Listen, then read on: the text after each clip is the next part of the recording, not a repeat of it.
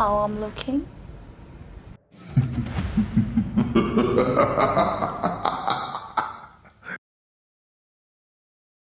फौजिया अजीम जो 1990 में डेरा गाजी खान के एक छोटे से गांव में पैदा हुई, पर अभी कोई नहीं जानता था कि ये लड़की आने वाले वक्तों में बहुत ही मशहूर होने वाली है। उसका नाम 2016 में सबसे ज्यादा सर्च होने वाले नामों में से होगा। आज की दुनिया फौजिया को उसके असल नाम से नहीं जानती, बल्कि एक दूसरे नाम से जानती है। वो नाम है कंदील बलोच।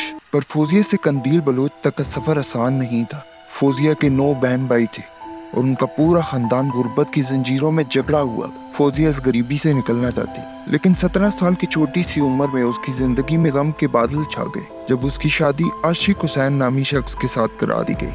ये शादी ज्यादा देर तक नहीं चल सकी क्योंकि आशिक हुसैन फौजिया को मारता और उस पर तशद्दुद करता था। इसके बावजूद इस शादी से उनका एक बच्चा पैदा हुआ, पर इस तरह से रहते रहना कंदील को अब मंजूर नहीं था। उसने एक दिन इस जहन्नुम से भागने का फैसला किया। उसने ट्रेन का टिकट खरीदा और कराची आ गई, पर यह कदम उसके लिए बहुत मुश्किल था क्योंकि उसको अपने मियाँ के साथ अपने बेटे को भी छोड़ना पड़ा। फौजिया ने कराची में एक बस हॉस्टेस की नौकरी से अपना सफर शुरू किया। फिर 2013 में उसकी किस्मत उस पर पहली दफा मेहरबान हुई।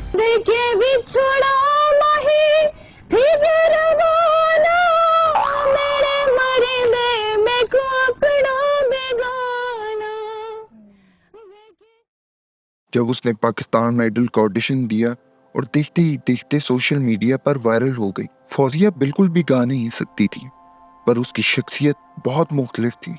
इस फिल्म ने उसको समझा दिया था कि दुनिया में मुख्तलिफ बनकर ही जिंदगी में आगे बढ़ा जा सकता है। इसलिए उसने अपनी शनाख्त तब्दील कर ली। अब वो कंदील बलोच बन चुकी थी। कंदील ने अपनी बोल्ड पर्सनैलिटी और छोटे कपड़ों के जरिए सोशल मीडिया पे धमाका कर दिया। उसका एक मशहूर जुमला था, How I'm looking? ये जुमला अब हर जबान पर था। कंदील के वायरल होने से उस पर नफरत भी बढ़ने लगी और उसकी कंट्रोवर्सीज ने पाकिस्तान की कंजर्वेटिव सोच वाली सोसाइटी को चैलेंज किया। जब उसने कहा कि अगर पाकिस्तान इंडिया को क्रिकेट मैच में हरा दी तो वो स्ट्रिप डांस करेगी, तो ये बात पाकिस्तान समेत इंडिया में भी वायरल हो गई। सीरियसली एक दफा मैच जिता दो, एक दफा मैच, फिर देखना कि कंदील तुम्हारे लिए कैसा स्ट्रिप डांस करती है। इसके बाद उसको कई टीवी शोज पर बुलाया गया, पर मुफ्ती कवि के साथ किया हुआ टीवी शो 2016 में सबसे ज्यादा सर्च होने वाला इंटरव्यू बन गया। मुफ्ती कवि ने कंदील बलोच से वादा किया कि जब वो कराची आएंगे तो वो उसे जरूर मिलेंगे। कुछ अरसे बाद मुफ्ती कवि के साथ उसकी तस्वीरें और वीडियोस भी वायरल हो गए, जिन्होंने कंट्रोवर्सी को आग लगा दी। इसमें कंदील बलोच को मुफ्ती कवि की टोपी पहने देखा जा सकता था। इस कंट्रोवर्सी की वजह से कंदील को धमकियां मिलने लगी। उसने एक प्रेस कॉन्फ्रेंस की जिसमें उसने बताया कि उसकी जान को खतरा है और उसको स्टेट प्रोटेक्शन की जरूरत है। इस अरसे में कंदील बलोच की गुजरी हुई जिंदगी के छुपे हुए सच भी सामने आने लगे थे।